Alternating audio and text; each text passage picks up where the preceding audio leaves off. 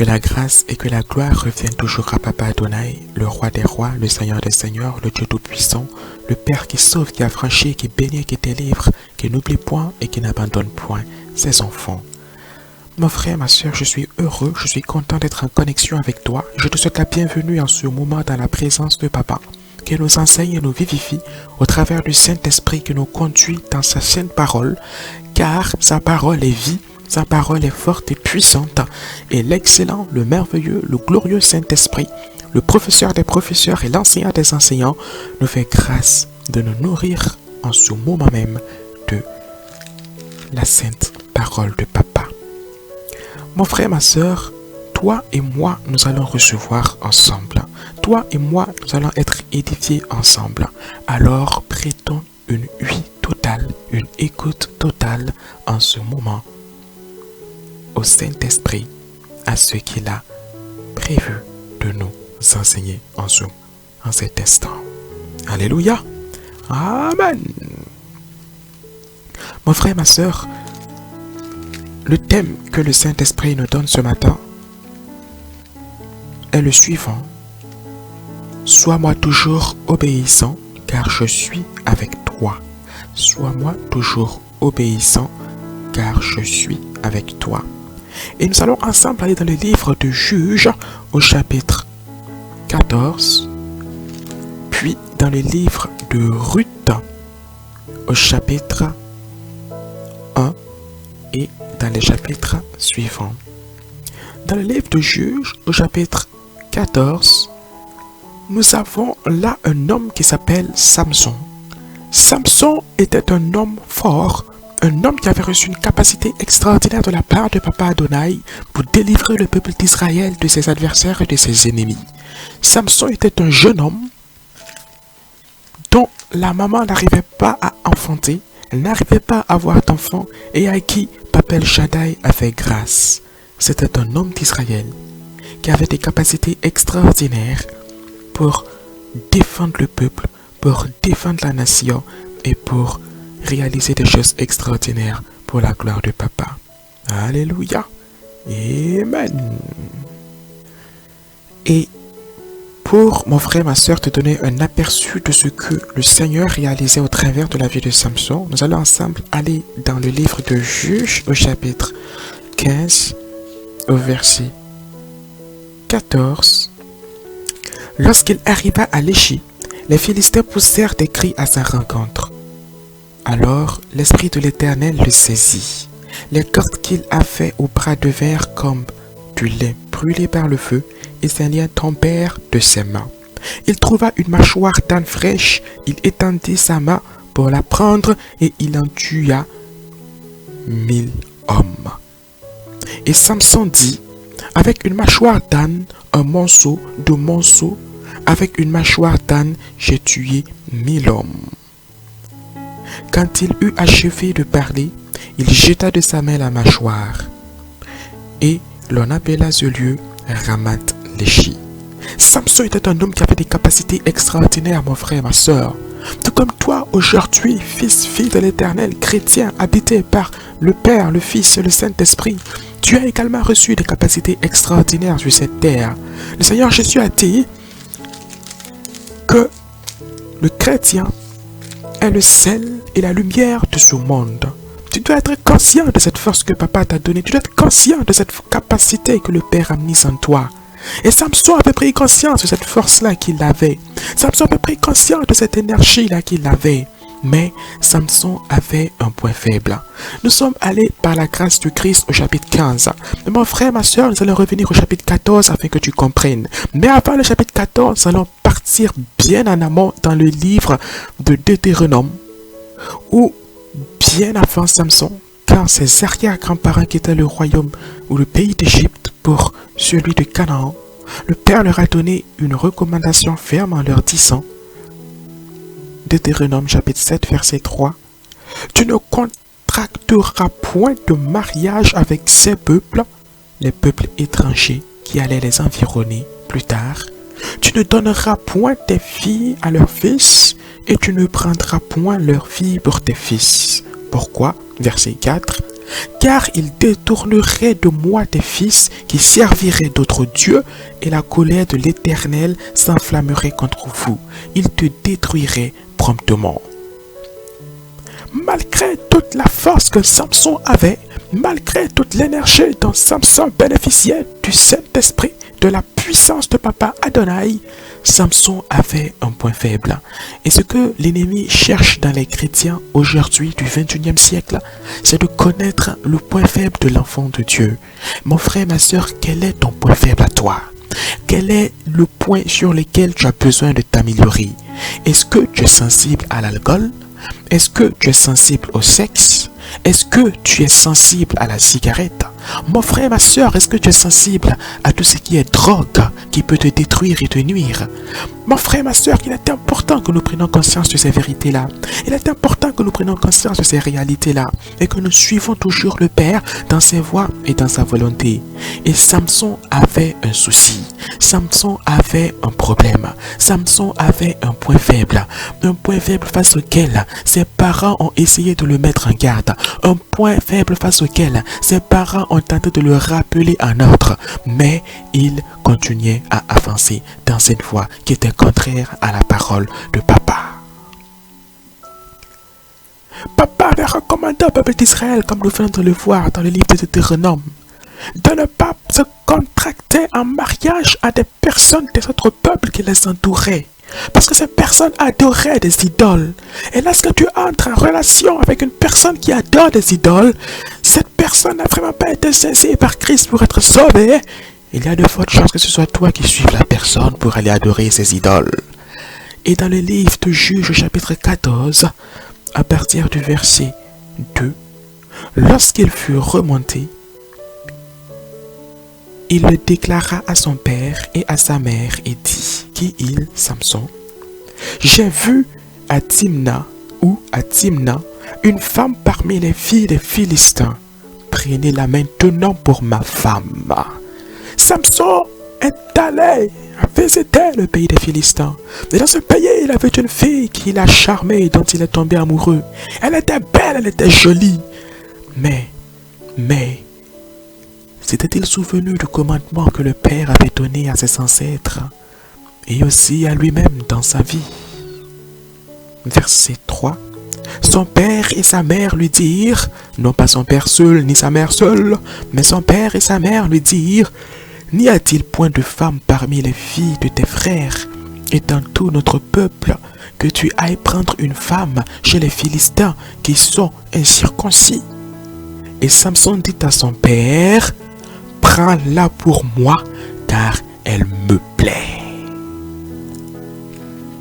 Oui, mon frère, ma soeur, peut-être que l'alcool te plaît, mais est-ce raisonnable de te laisser aller chaque jour de verre en verre, de bouteille en bouteille, de tout détruire à petit feu? Oui, la drogue a un bon goût dans ta bouche, mais ma soeur, est-ce une raison valable? Est-ce raisonnable? Est-ce sage, toi qui es le temple du Saint-Esprit, de laisser la drogue prendre le contrôle de tes 5 sens et de te mener dans des voies détournées qui ne glorifient pas le Père? Satan cherchait, l'ennemi cherchait, comme il cherche aujourd'hui ton point faible. Il cherchait le point faible de Samson, il cherchait le point faible de cet homme-là. Et par finir, il a trouvé le point faible de Samson. Par finir, il a découvert le point faible de Samson. Le point faible de Samson, c'était quoi? C'était son attirance pour les femmes étrangères. Est-ce que cet homme-là allait écouter raison? Est-ce que cet homme-là allait obéir à la voix de Papa Adonai? Non, il est allé. Il s'est uni à cette femme. Il y a eu des soucis par la suite. Ça n'a pas fonctionné. Il a recommencé ailleurs. Il a eu des soucis par la suite. Et il a continué dans ce sens jusqu'au jour où il est tombé sur une femme, toujours étrangère, du nom de Dalila. Et cette femme étrangère l'a saisi. Cette femme étrangère l'a pris. Cette femme étrangère a tellement martyrisé son esprit qu'elle a cherché à comprendre d'où venait la force de Samson.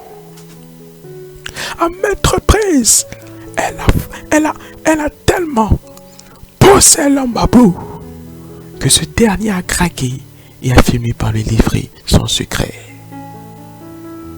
Quel était le secret de la force de Samson? Mon frère, je te pose la question. Ma soeur, je te pose la question. Tu ne le sais pas, mais Dalila va l'apprendre. Dalila, cette femme étrangère, va le savoir. Était-ce pour son bien? Était-ce pour le bonheur de Samson? Était-ce pour le bonheur de son foyer avec Dalila?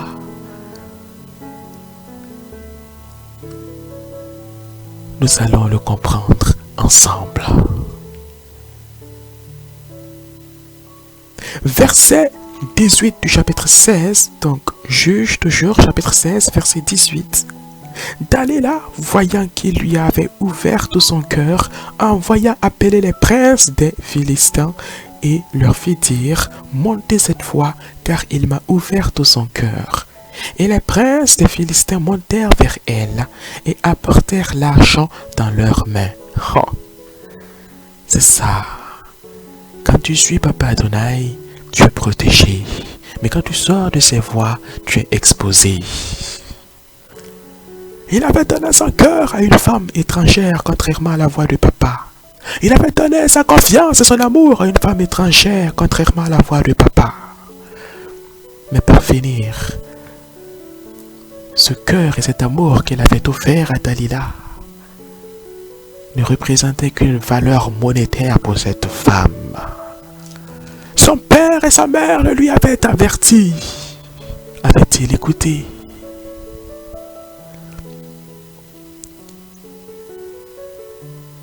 Verset 19. Elle endormit sur ses genoux et ayant appelé un homme, elle rasa les 7 tresses de la tête de Samson et commença ainsi à le dompter. Il perdit toute sa force. Il perdit sa force. Elle a commencé à le dompter. Comment? En lui rasant les tresses qu'il avait sur la tête.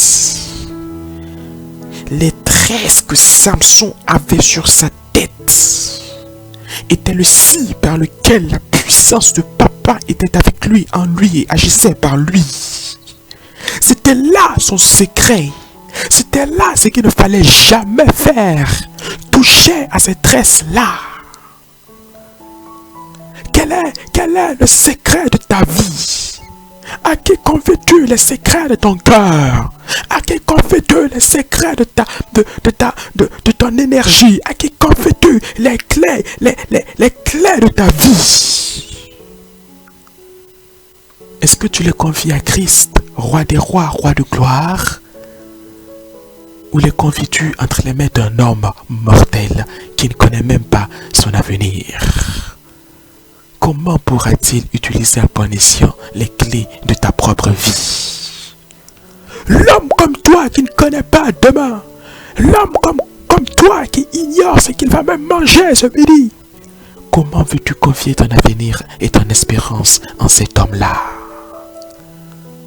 Peuple de Dieu, fils de Père, est-ce que tu vas reprendre ta vie maintenant entre les mains des drogués? Est-ce que tu vas être une source de salut pour ceux qui se droguaient auparavant et au milieu desquels tu étais? Est-ce que tu vas maintenant, mon frère, sortir du lot des alcooliques anonymes ou inanonymes?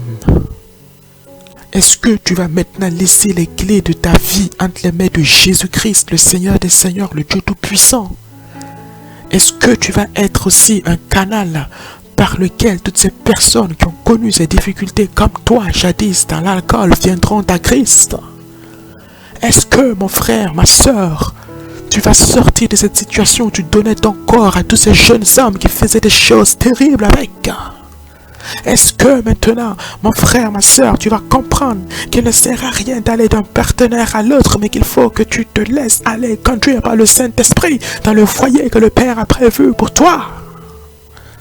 C'est ça qui est important. C'est ça qui est véridique.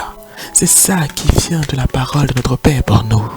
Et nous allons ensemble voir, juste après Samson, une personne qui a suivi la parole de papa de manière correcte. Et tu verras, mon frère, ma soeur, ce qui lui est arrivé. Verset 20, toujours au chapitre 16. Alors, elle dit alors, elle qui, Dalila, elle dit alors, les Philistins sont sur toi, Samson. Et il se réveilla de son sommeil et dit, je m'en tirerai comme les autres fois et je me dégagerai. Il ne savait pas que l'Éternel s'était retiré de lui. Verset 21. Les Philistins le saisirent et lui crevèrent les yeux. Ils le firent descendre à Gaza et le lièrent avec des chaînes d'airain. Il tournait la meule dans la prison. Le champion que le Père s'était choisi pour délivrer sa nation, qui a malheureusement fini dans une prison. Les yeux, c'est terrible. Privé de ses yeux, mon frère, ma soeur.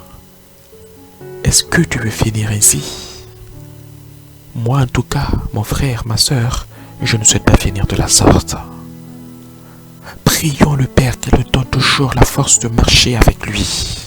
Prions le Père qu'il nous donne toujours la force d'avancer dans ses voies et de glorifier son nom.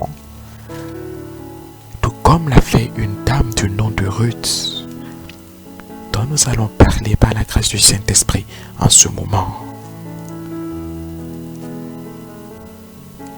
Après Samson, des années sont passées, et plus tard dans le livre de Ruth au chapitre 1, du temps des juges toujours, Ruth chapitre 1 verset 1, du temps des juges toujours, quand Samson fut un juge, des années donc après Samson, du temps des juges, il y eut une famine dans le pays. Un homme de Bethléem, de Juda, partit avec sa femme et ses 2 fils pour faire un séjour dans le pays de Moab. Verset 4. Ils prirent des femmes moabites qui, ses 2 fils, dont l'une se nommait Orpa et l'autre Ruth. Et ils habitèrent là environ 10 ans. Et plus tard, voici donc un homme d'Israël qui va habiter dans le pays de Moab avec ses 2 fils et son épouse.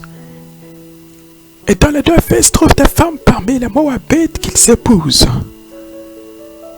Plus tard dans l'histoire, mon frère, plus tard dans la parole, ces 2 fils vont perdre la vie. Leur père lui-même va perdre la vie.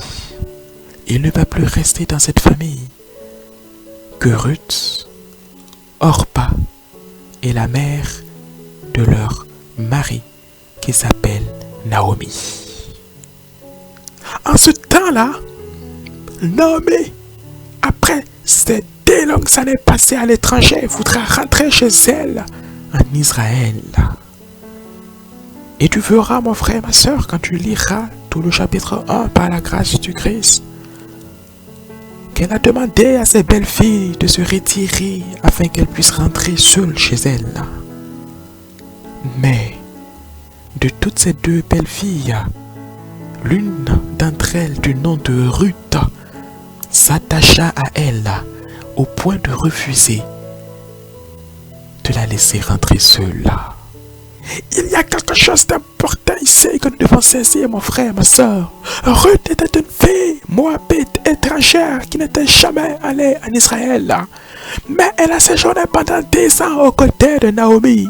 Pendant les 10 années que Ruth a passé auprès de cette femme israélite qui adorait Jéhovah Dieu, elle a vu la main de l'Éternel agir. Elle a vu comment est-ce que la puissance du Père se manifestait. Elle a découvert ce Dieu qu'on appelle Jéhovah, le roi des rois, le Dieu tout-puissant. Et après 10 ans passés avec cette femme, Ruth a décidé de rester auprès de Naomi. Oui, tu ne réalises pas quelque chose ici. Mais Ruth n'a pas seulement choisi Naomi, mais elle a aussi choisi qui? Le Dieu de Naomi. Mais c'est ça qui est important. Tu ne connais pas encore Christ aujourd'hui. Tu n'as peut-être pas encore entendu parler de Christ. Mais en ce moment, par la grâce du Père, je t'apporte le message que le Père a prévu pour toi. Ce Père d'amour qui te parle en ce matin, qui te dit combien haut il t'aime, combien haut il éprouve de l'affection pour toi. Et comme Ruth, pendant ces années, il ne t'a pas forcé, il ne t'a pas poussé, il a toujours été avec toi, te parlant, te chérissant, t'appelant à lui, t'invitant à venir à lui, te demandant toujours de le suivre, de marcher avec lui, de lui demeurer obéissant. Est-ce que en ce moment, veux-tu enfin reconnaître que Jésus-Christ est le roi des rois, le Seigneur des seigneurs? Vas-tu enfin reconnaître que durant ces 10 années passées, durant ces 20 années passées, durant ces 30 années passées, chaque jour de ta vie a été un jour béni. Chaque jour de ta vie a été un jour au cours duquel tu as dans ton cœur et au plus profond de ton être ressenti sa présence, sa puissance, sa main qui t'a gardé de 1000 et 1000 dangers. Vas-tu en ce moment reconnaître cela et faire le bon pas, comme Ruth a fait le bon pas, pour venir au Dieu de la lumière, au Dieu de la vie, au Dieu de paix, au seul vrai Dieu qui soit?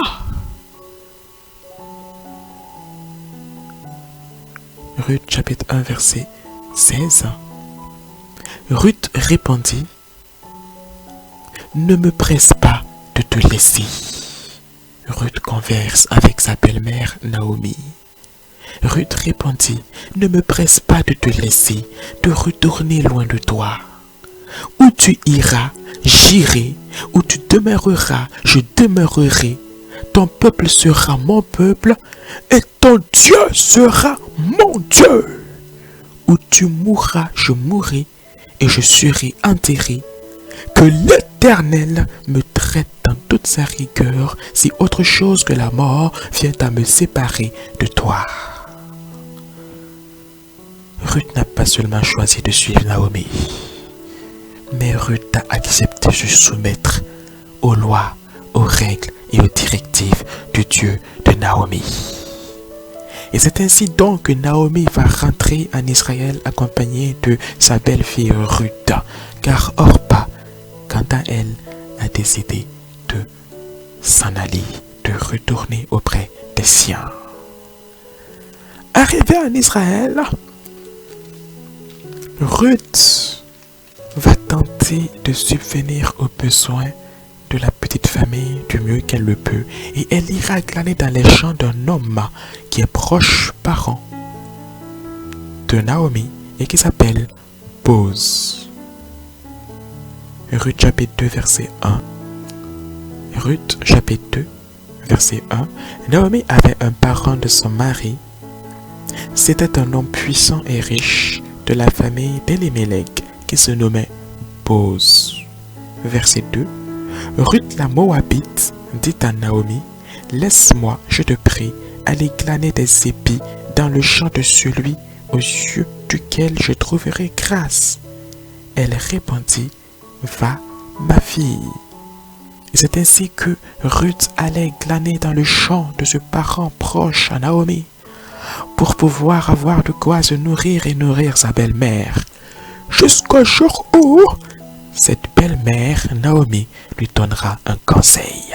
De la même manière que les parents de Samson ont donné un conseil à Samson, de la même manière que les parents de Samson, ancrés dans la parole du Père, connectés à la parole du Père, se faisant canaux de la parole pour s'adresser à Samson, ont averti leur fils du danger d'épouser une fille étrangère et qui ne les a pas écoutés. De la même manière, Naomi se fait ici aussi un canal de la parole du Père à l'égard de Ruth pour lui dire, ici, dans ce chapitre 2, au verset 22,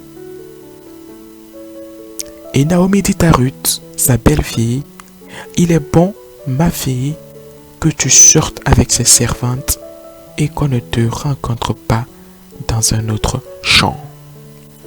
Première recommandation. Deuxième recommandation au chapitre 3 au verset 1. Chapitre 3 à partir du verset 1. Naomi, sa belle-mère, lui dit. Deuxième recommandation. Naomi, sa belle-mère, lui dit, ma fille, je voudrais assurer ton repos afin que tu sois heureuse. Et maintenant, Boaz, avec les servantes duquel tu as été, n'est-il pas notre parent? Voici, il doit vanner cette nuit les orges qui sont dans l'air. Lave-toi et oins-toi, puis remets tes habits et descends à l'air. Tu ne te feras pas connaître à lui jusqu'à ce qu'il ait achevé de manger et de boire. Et quand il ira se coucher, observe le lieu où il se couche. Ensuite, va, découvre ses pieds et couche-toi. Il te dira lui-même ce que tu as à faire. Elle lui répondit, qui elle, Ruth, je ferai tout ce que tu as dit. Elle descendit à l'air et fit tout ce qu'avait ordonné sa belle-mère. Et voici mon frère et ma soeur que Ruth a entendu, Ruth a écouté et Ruth a obéi. Samson aussi a entendu, Samson aussi a écouté, mais est-ce que Samson a obéi? De la même manière aujourd'hui, le Saint-Esprit, comme les parents de Samson te parlent, le Saint-Esprit, comme Naomi pour Ruth te parle, est-ce que nous écoutons? Elle me parle aussi. Est-ce que nous écoutons? Est-ce que nous marchons avec lui? Est-ce que nous obéissons? Prions, luttons, accrochons-nous, obéissons, marchons dans tous les choix de nos vies, dans toutes les décisions de nos vies, dans le mariage, dans le travail, dans nos activités, dans chaque instant que le Père nous donne de vivre. Le Saint-Esprit, comme les parents de Samson, comme Naomi, nous parle encore aujourd'hui et en tout temps. Écoutons, marchons avec lui, cela est important.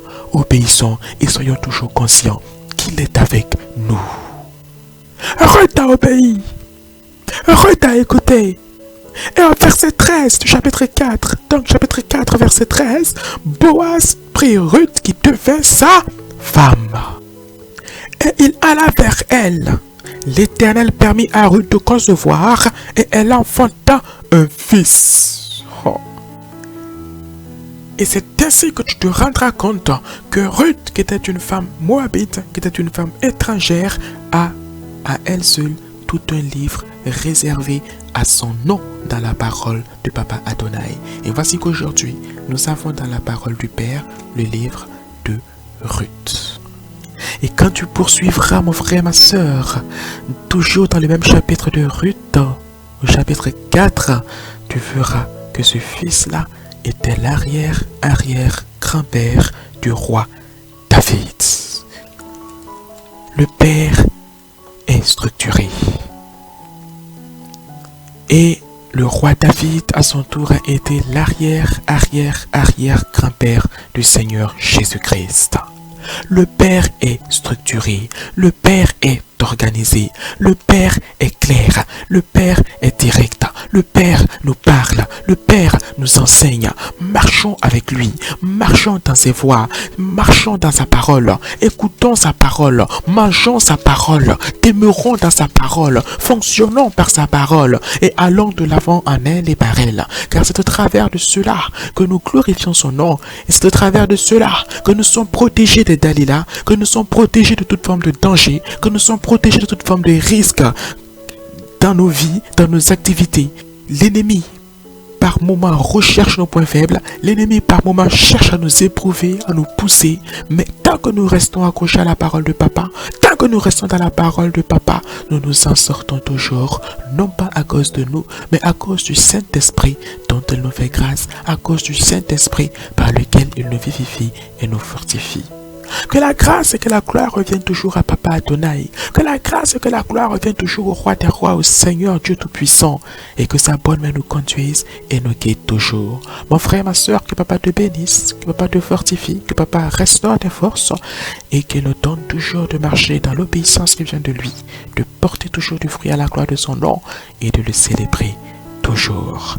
Béni soit Papa Adonai, aujourd'hui et pour toujours, dans le nom de Jésus-Christ de Nazareth. Amen.